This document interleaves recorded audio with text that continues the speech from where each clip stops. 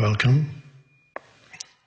There are at least two reasons, maybe more, why we always start with stillness. One is that I love stillness. The second reason is that I don't know what I'm going to say.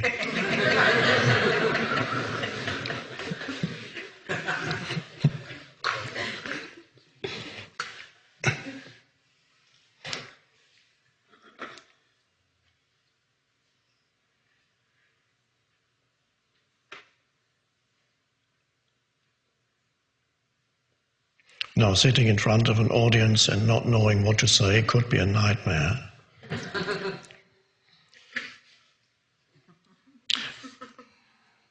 If I thought I should know what to say.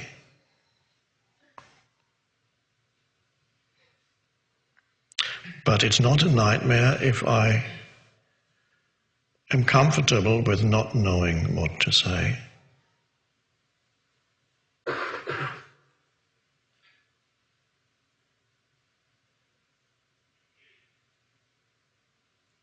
Then it's actually quite pleasant.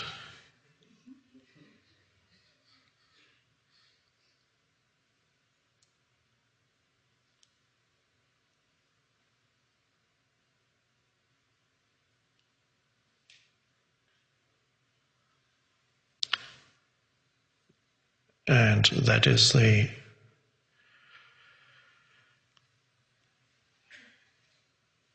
state of consciousness in which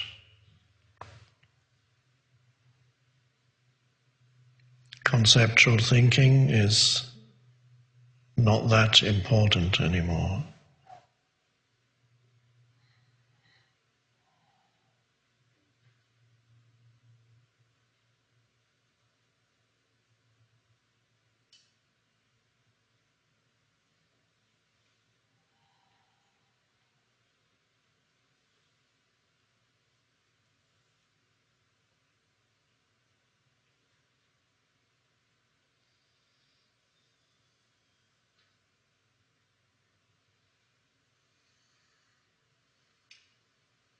You may have heard the story of the disciple who asked the Zen master, or rather, the Zen master asked the disciple in the usual Zen way, which can sometimes seem a little bit abrupt. The master asked, "Do you understand Zen?" And the disciple said, "No, master, I don't." And the master said, "Neither do I."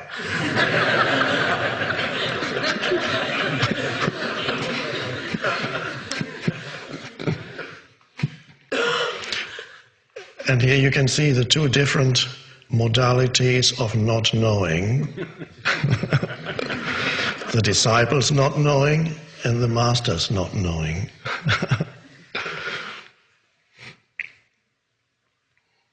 Now, as you sit here, you can be either a disciple or a master, listening to yourself.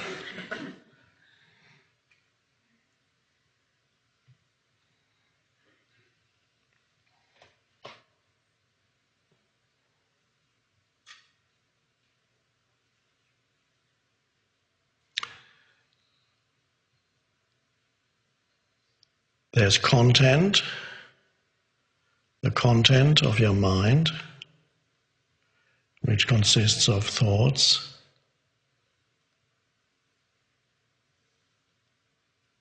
And most people have the need to fill up their mind and their life with more content.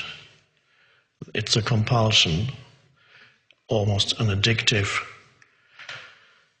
searching for more stuff to identify with, so that you can increase the content of things that the mind identifies with.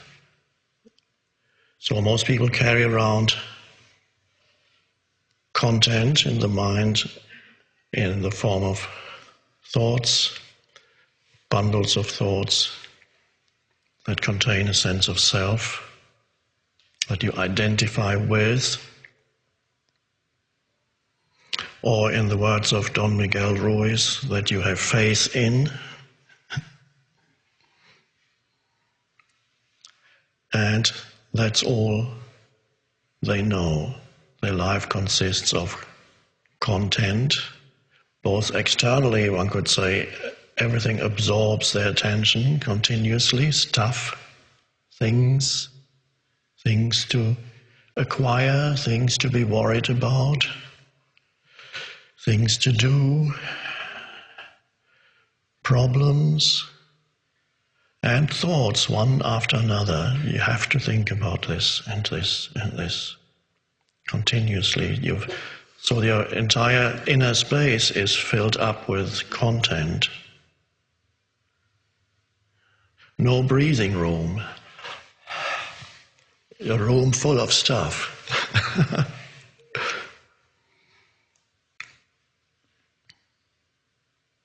And that's the self. There's a self-identification with stuff, which ultimately is the mind, thought stuff.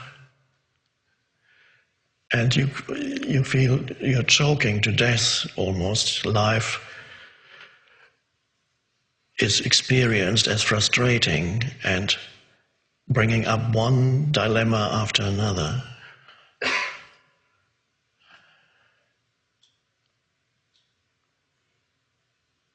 So the essence of our gathering here is to find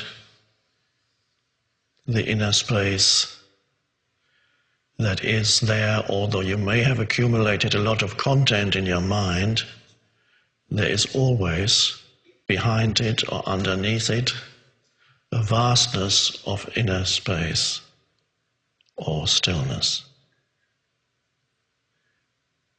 Even in the most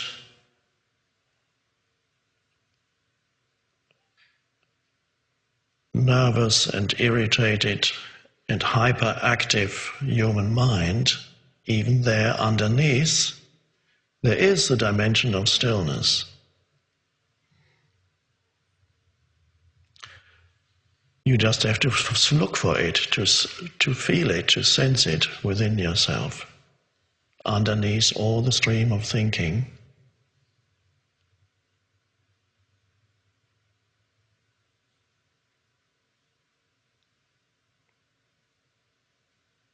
And the stillness is the gap between two thoughts, for example, right now.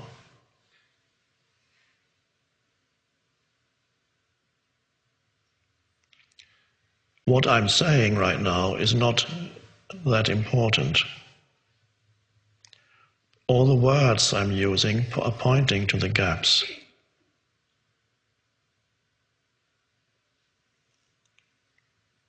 I could be telling you fascinating stories. Well, sometimes I do. But here, all the words are really pointing to the gaps, to the space behind the words or in between the words. And I'm directing your attention to the space within. Becoming aware of it. And we're saying that because we're using language.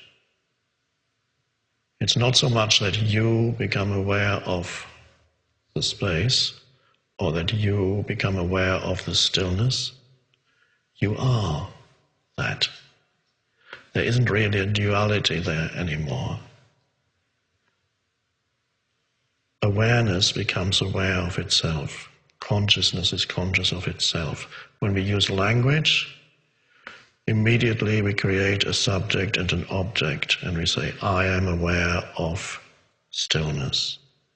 But if you go into it more deeply, you realize that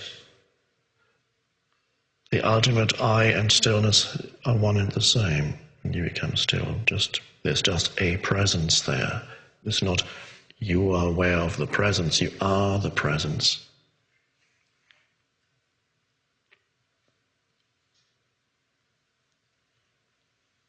And that liberates you from the stuff in your mind, the accumulation of content.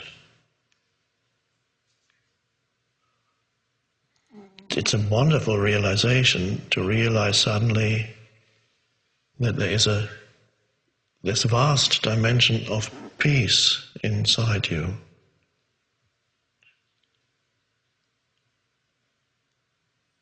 No matter how mad the content in your mind may be when it gets activated.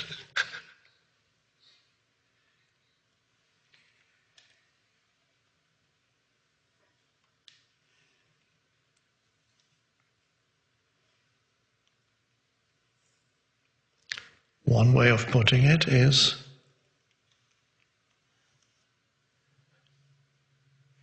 on the one hand, usually you're always conscious of something. The consciousness flows into a form, sense perceptions, and then of course thoughts arise and immediately label the sense perceptions. Consciousness becomes a thought. Feelings, emotions may arise.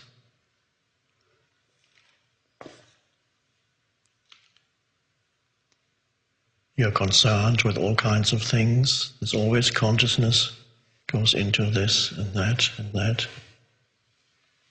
Something to look at, something to think about. Of course, there's never a clear looking because you're always looking through this veil of thinking. Well, we're beginning to step out of that.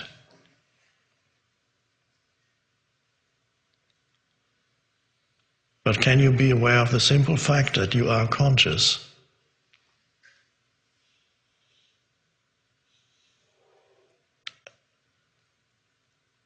At this moment.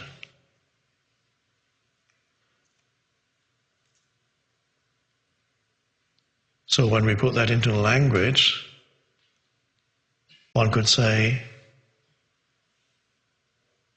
you are becoming conscious that you are conscious. And there's enormous aliveness in that.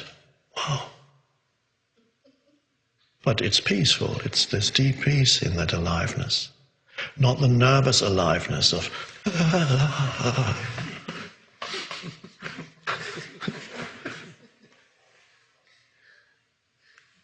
in the ordinary state of consciousness, when peaceful is associated with sleepiness, but it doesn't have to be like that. There is a peace in you that is vibrantly alive, a stillness that's vibrantly alive. If you don't find that, you've missed the most important thing in your life. That's the pearl of great price that is mentioned in the New Testament, the pearl of great price, the one thing that matters. Everything else secondary. Finding that dimension in yourself. And you can't find it at some future point. Once your life situation gets a little better, once your problems are solved, no. That dimension is absolutely one with what we call the now.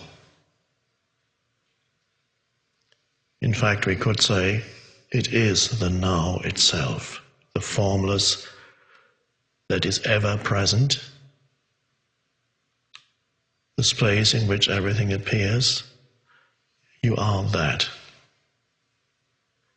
So beyond the person with its problems, there is something much vaster in you. And if you don't find that, no matter what you do on the level of the person, you always find frustration again and some form of suffering. No matter how you rearrange your life on that level of the personality,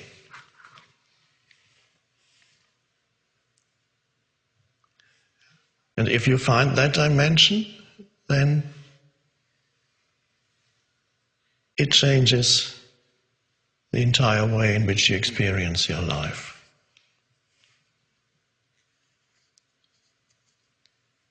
One thing it does is you realize that everything in your life that you thought was so important is not that important. It's only relatively important.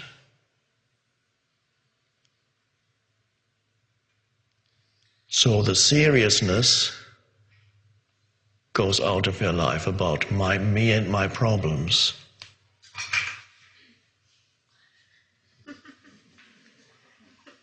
And many people walk around with a heavy burden of that.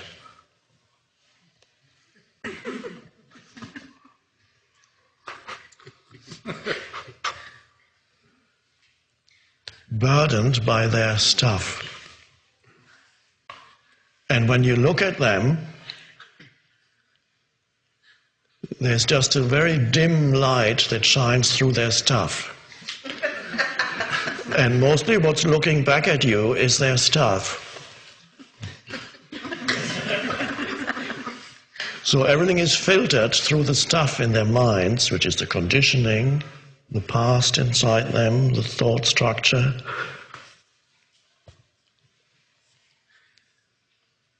And everything is immediately distorted.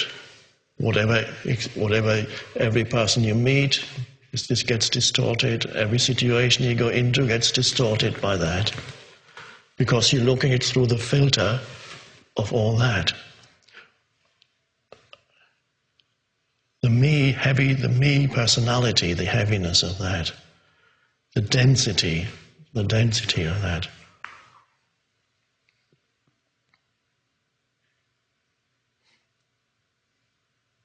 And nobody, well, there are some now, but in the mainstream culture, nobody teaches you that simple thing, that there is a dimension in you that frees you from all that.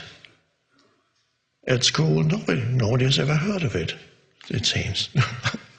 Well, in the mainstream culture, now there's a big movement coming in where people are waking up to that. Because that's what it is, a waking up, awakening, a term that's been used for thousands of years already in spirituality, awakening. The Buddha is the one who is awake, that's what the word means. So, of course, ordinarily people think they're all awake already. But if you look, then you see they're not awake. They're in the dream world of incessant and compulsive thinking.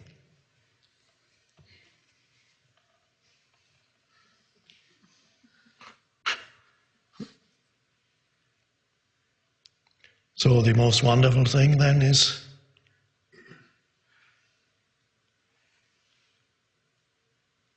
to wake up and realize who or what you are beyond that accumulation. And then, of course, the mind expects some kind of answer. Okay, now tell me who or what I am beyond that. But the strange thing is, you can't conceptualize that. It's a state of not knowing. Let's go into that.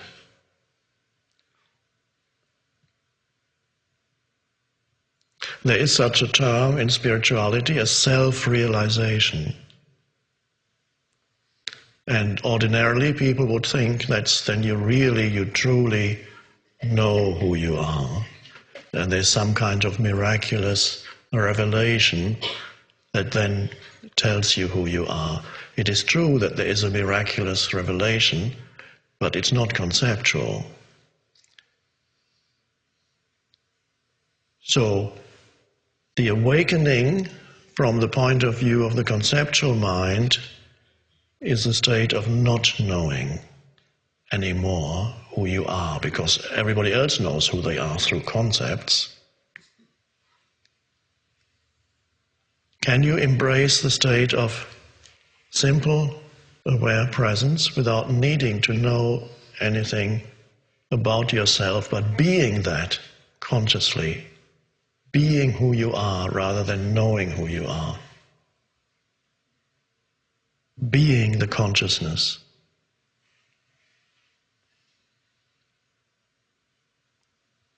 And that's the state of not knowing from the point of view of the mind.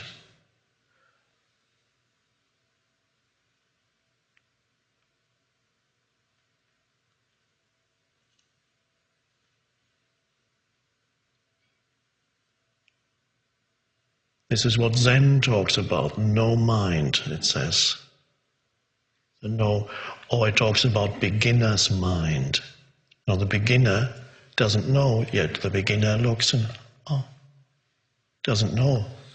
It's free of preconceived ideas and concepts. So the beginner's mind is that. And that's not only the beginner's mind, it's also the wisdom, the wise person's mind. Socrates said, all I know for sure is that I don't know, and that's wisdom. All the other philosophers, they were identified with the stuff in their mind. They thought they knew all the answers, all on a conceptual level. Socrates had the wisdom to, because that is the wisdom is to embrace the dimension that is deeper than concepts in yourself, deeper than judgments, deeper than thoughts. And from there you have no knowledge, which is conceptual. There is a depth there which almost looks like ignorance from the point of view of the conceptual mind, and yet there's a deep knowing in there.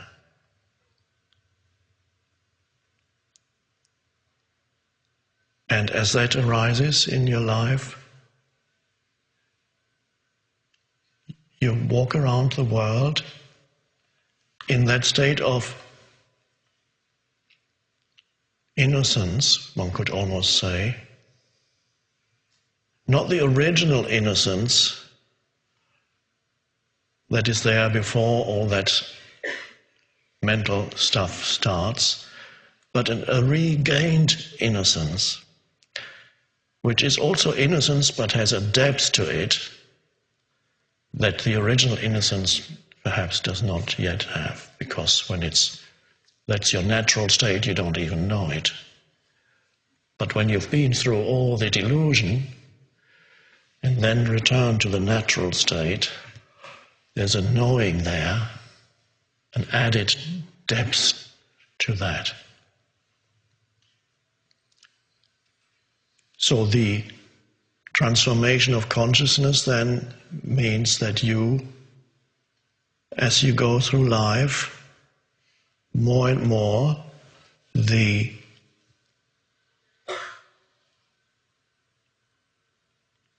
still alert presence that you are operates when you perceive things. You perceive through the still presence. That's the innocence. That's the original, sometimes in some Indian teachings called the natural state. And that is also what in other Indian teachings is called the fourth state. This one state is the normal wakeful state, which is really a state of sleep.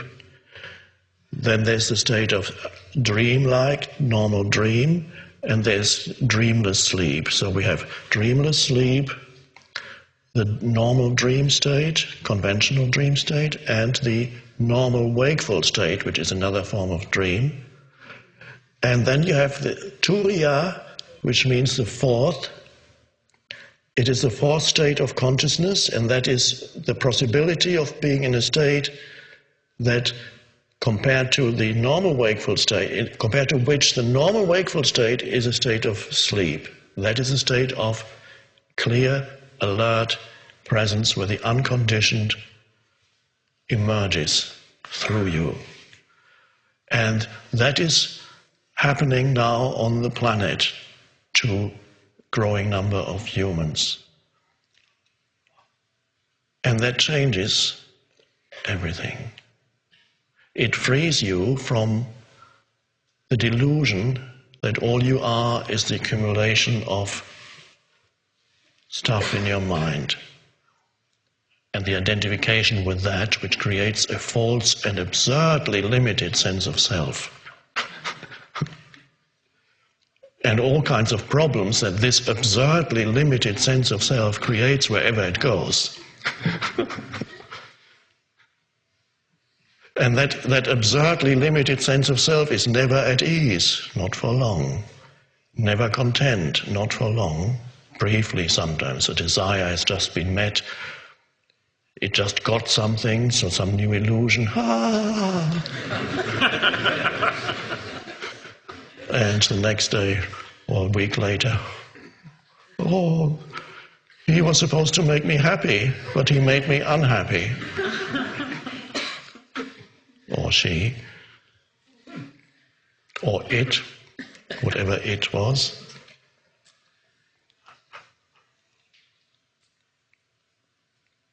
So that the absurdly limited sense of self, that is the identification with the conditioned mind and all the thoughts that continuously go through your head as the voice in the head, which to most people is they think they are that. They think they are the voice in the head. So in the voice, they are the voice. And the voice speaks to you. They're asleep. The voice is talking. They're talking in their dream. Their opinions regurgitated all the time, all the old stuff coming back up.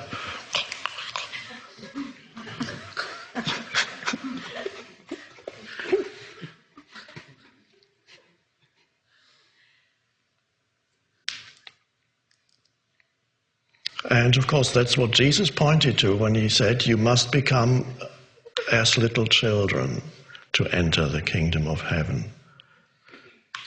And the little children, what is it? They don't have yet the conceptual framework that they impose on the world through which they perceive everything. There's a clarity of perception there that is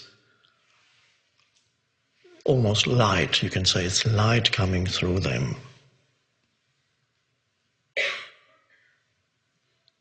No, that light is in you also. It just has been obscured by the stuff. And so you can perceive in the same way and even more deeply than the child, because it's a regained innocence of perception. And you go through the world in that innocent state. As you walk along the street, you look around, people, no need to call them anything, to label them. Trees, there's the sky, shop windows, cars, noise. It's all there. And there is, the background to your sense perceptions is alert stillness. This is becoming a little child, but it's not a regression.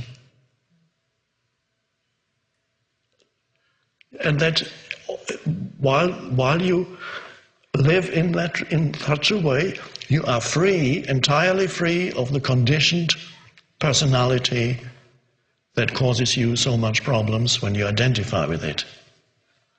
You're free. So who are you then at that moment when you are just there as a field of perception? You don't know who you are. But on a deeper level, there is a deep knowing, but you couldn't call it anything. Your life itself, your consciousness itself, whatever you want to call it. So you know that. You're the background for all that. You're the space for all that. And of course, space you cannot conceptualize. It has no form. There's no form. The essence of who you are has no form. That's the beauty of it.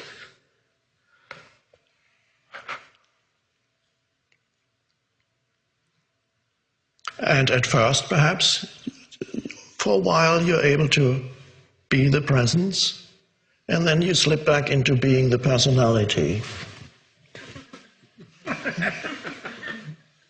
And there's always you can notice then the immediate, totally different energies takes you over. And the parasitical entity, the human mind, is operating. And then oh yeah, there's the two images for theater, tragedy and comedy, the two masks that are symbols for theater, the comedies and the tragedy.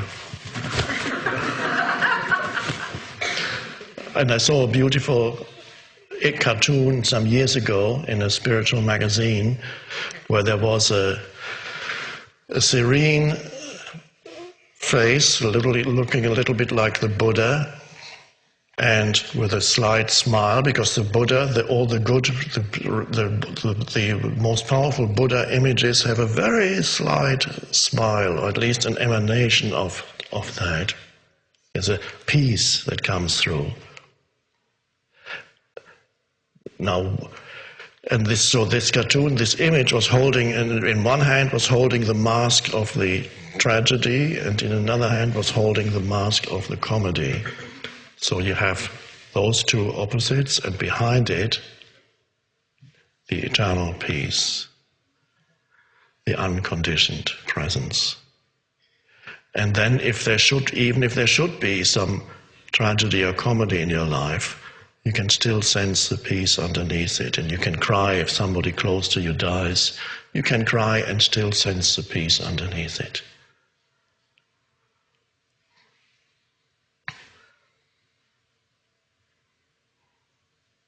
So the Buddha is smiling because of that. Just a hint of a smile. It's an all-pervasive peace in the background of your being, in the background. And sometimes it may be so powerful that it almost obliterates everything. And then it's just in the background as you go about your business. But now you have to be careful when you start talking to people that your mind stream does not obliterate the awareness of presence, the awareness of awareness, or the awareness does not obliterate that. The moment you get into a mind stream, start talking, the mind comes in and pulls you. It wants you to go back into a complete identification with it. So their alertness is required, so that even when you have a discussion with someone, not to lose the stillness in the background. And one way of doing it is while you listen, be alert and still. When you listen to another person, alert and still. Really listen, rather than think while you're listening, because then you're not really listening. Listening is a powerful thing. It can be a spiritual practice. You can listen to people, or easier, of course, it's to listen to natural sounds. It brings alert attention. And then you notice there's a sound, and behind the sound is the alert attention. Listening. The most powerful thing is to listen to no sound at all, which is the silence. Wake up at 2 o'clock in the morning, suddenly it's all silent around you, and instead of going into thinking about your problems, you become aware of silence and you listen to it. And immediately there's inner silence. The moment you become aware of silence, you've become still. Just need to acknowledge it. And then you'll be surprised that you can actually acknowledge the silence even behind the sounds, even when there are sounds. You go out into nature, there's birds, you can hear the leaves in the trees, water dripping, whatever it is. But underneath it all, there's a silence. And that happens inside you too. There are thoughts. Underneath the thoughts, there's silence. And then the thoughts separate, and there's just silence. And then a few more thoughts may come, and then just silence. That is your practice is to be that in daily life. Just the most wonderful things. It doesn't really matter what you do in your daily life, whether what you do is regarded as fulfilling or not fulfilling. It's what is the energy that flows into what you do? What is the state of consciousness behind the doing?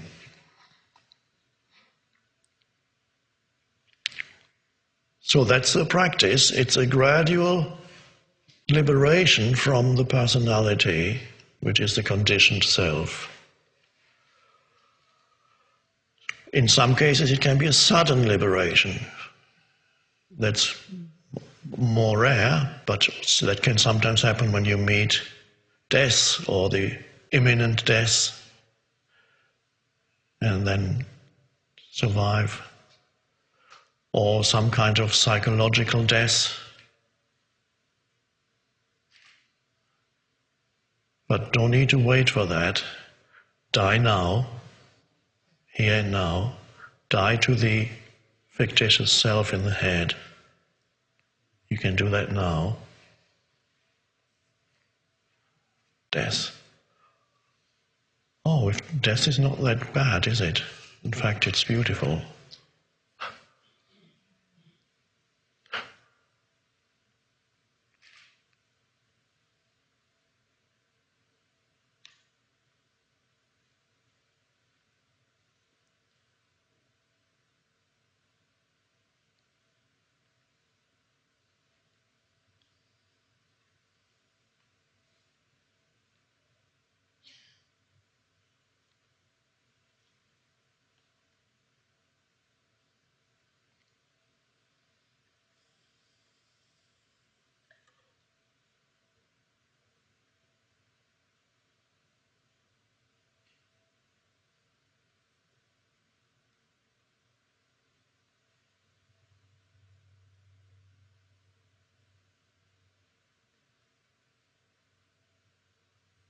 Are you thinking at this moment? It's just a question. If you know that you're thinking, then there's some awareness there. It's only from the level of awareness you can know that you're thinking. If you don't know that you're thinking and you're just thinking, then it means you are dreaming.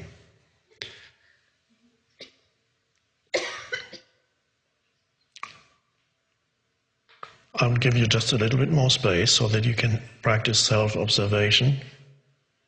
Now, you may remember in The Power of Now, if you read it, I talked about a cat watching the mouse hole, waiting for the mouse to come out.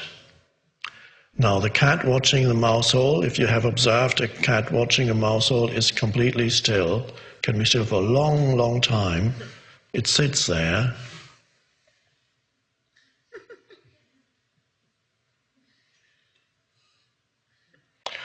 That is probably the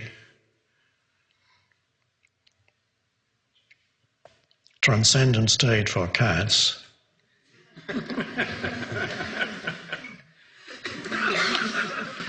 Now I'm asking in The Power of Now, can you do the same as the cat watching a mouse hole by putting some attention inside you and seeing, okay, let's see what the next thought is that's going to come up.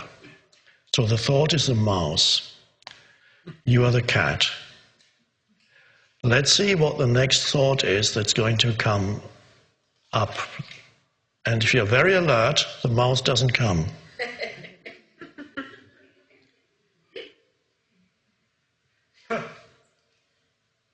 It's not coming.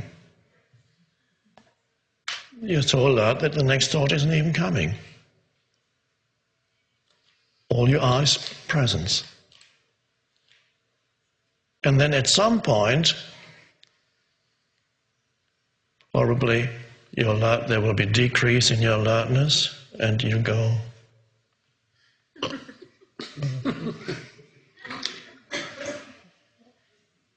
What time is it? How much longer are we going to sit here?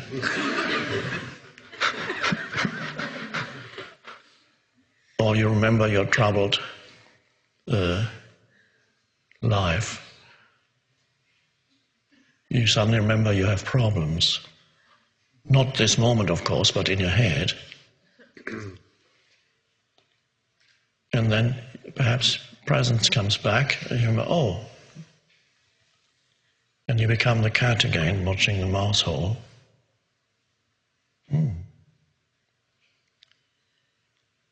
Interesting, the alertness, freedom from thinking through alert presence, and then thought comes back in,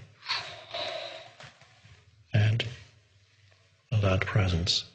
Just knowing this is enough to bring about an awakening in your life, that there's the possibility of shift between levels of consciousness.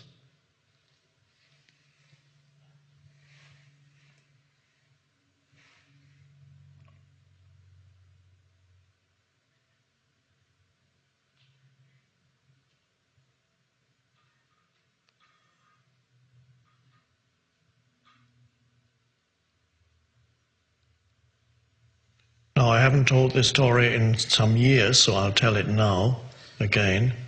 The Zen master. There's a Zen master who used to teach in only one way. He became famous because he never gave any explanation. Whenever he was asked, can you explain the meaning of Zen, please? He would go, yes, say,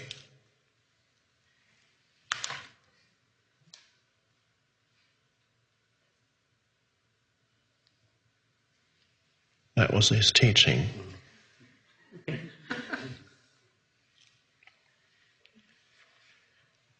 And he became famous for his teaching.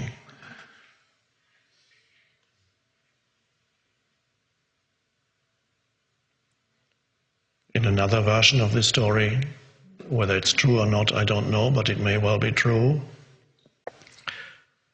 In the monastery where he lived, there was a young boy who was supposed to become a monk, and the young boy would sometimes jokingly imitate the master, and he would go like this.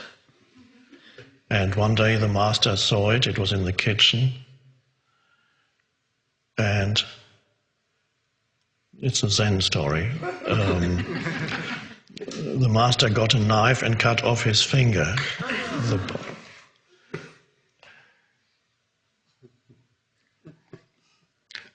And the boy, screaming, ran towards the door, and the last moment the master called his name, whatever his name was, and the master said, "Turn around!" And then the master went. And the story goes that at that moment the boy had satori, a flash of enlightenment. Lost his finger but got enlightenment. And the boy later became a fingerless, well, this finger was missing, teacher of Zen.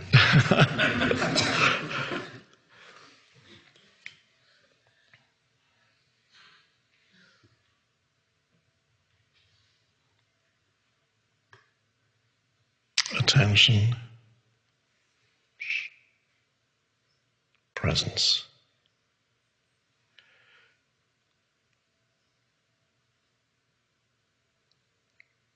But I don't know anything anymore when I'm present, says the mind. No, precisely. But there's wisdom Out of that comes wisdom, out of that come insights, out of that come realization, out of that comes joy, aliveness, inner peace, creativity. Out of that, it all emerges out of that. Even an interesting thought can emerge out of that instead of the compulsive, repetitive thinking, the old records in your head. Suddenly you have why did it come? Because there was the space of stillness, came out of that. Any creative solution, whatever, you have to access that. Or maybe nothing comes. Beautiful. If nothing is needed, nothing comes. You just be there, feeling fulfilled, joyful, peaceful. It's good enough.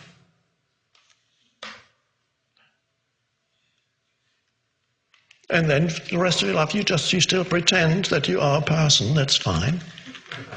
You have your things, talk about, you can see a movie, go to a bar and have a drink. Well, until you're firmly established in presence, I recommend not to drink too much, because then you quickly lose presence. Once you're firmly established in presence, you might even be able to have a few glasses, and not that I wouldn't. I don't enjoy more than one glass. I enjoy an occasional glass of wine. That's fine. There was a teacher who gave his disciples alcohol to drink to test their degree of presence. Can you still be present when you feel you're becoming dizzy in the head? That was Gurdjieff, the Russian teacher. Can you still be present? Have another vodka.